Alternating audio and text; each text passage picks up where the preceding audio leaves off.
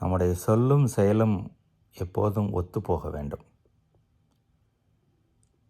சொல்வது போல் செய்ய வேண்டும். இது ஒரு புறம். ஒரு சில சமயங்களிலே தவறுதலாக நாம் சொல்லிவிட்டால் திருத்தி கொண்டு அது செயலிலே காமிக்கலாம். அது மறுபக்கம்.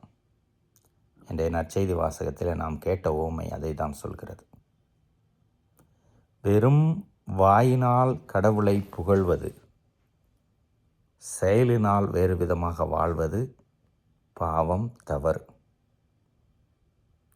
அதே சமயம் வாயினால் தவறாக எதையாவது பேசிவிட்டு மனம் திரும்பி அதை செயலிலே காட்டுவது புண்ணியம். முதல் வாசகத்திலே செப்போனியா இறைவாக்கினர் வழியாக இஸ்ராயல் மக்களுக்கு சிறந்த செய்தியை கடவுள் தருகிறார். நீங்கள் உதாசீனப்படுத்தினீர்கள், கடவுள் யார் யாருக்கெல்லாம் நன்மை செய்ய போகிறார், எங்கேயெல்லாம் மீட்பு வரப்போகிறது, யாரெல்லாம் பயன்பெறப் போகிறார்கள் என்று பட்டியலிடுகிறார். நமக்கு எவ்வளவோ வாய்ப்புகள் வந்து இருக்கிறது. சிறுவயது முதலே நாம் கிறிஸ்துவ பிள்ளைகளாக இருக்கிறோம். கடவுள் வார்த்தையை கேட்டிருக்கிறோம். திருவருட்சாதன அருளை பெற்றிருக்கிறோம்.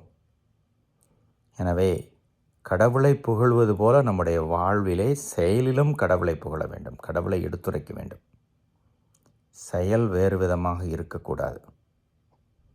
இருந்தால் அது தவறிலே கொண்டு போய் விட்டுவிடும்.